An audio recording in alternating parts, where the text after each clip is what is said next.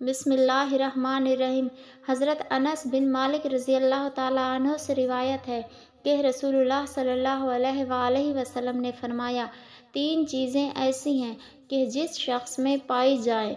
ایمان اس کو لذیذ معلوم ہوتا ہے، ایمان میں اس کو مزہ آنے لگتا ہے، اللہ اور اس کے رسول اسے ہر چیز سے زیادہ پیارے ہوں، اس کی محبت اور ناراضی خاص اللہ تعالیٰ کے لیے ہو، عظیم بھڑکتی آگ میں گر پڑنا اسے اللہ تعالیٰ کے ساتھ کسی کو شریک ٹھہرانے سے زیادہ پسند ہو۔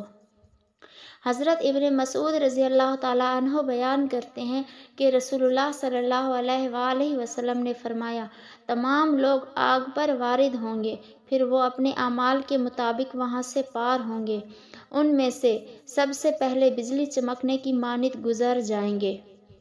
پھر ہوا کی مانند، پھر تیز رفتار گھوڑے کی مانند، پھر سواری پر سوار کی مانند، پھر دوڑنے والے آدمی کی مانند اور پھر پیدل والے کی مانند اس پل سے گزر جائیں گے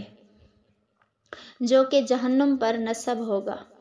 حضرت ابو ہریرہ رضی اللہ تعالیٰ عنہ بیان کرتے ہیں کہ رسول اللہ صلی اللہ علیہ وآلہ وسلم نے فرمایا، اللہ تعالیٰ فرماتا ہے، میں نے اپنے صالح بندوں کے لیے جنت میں ایسی چیزیں تیار کر رکھی ہیں جو نہ تو کسی آنکھ نے دیکھی ہیں اور نہ کسی کان نے سنی ہیں اور نہ ہی کسی انسان کے دل میں ان کا خیال گزرا ہے۔ اگر تم چاہو تو یہ آیت پڑھو، کوئی نفس نہیں جانتا کہ ان کی آنکھوں کی ٹھنڈک کے لیے کیا چیز چھپائی رکھی گئی ہے۔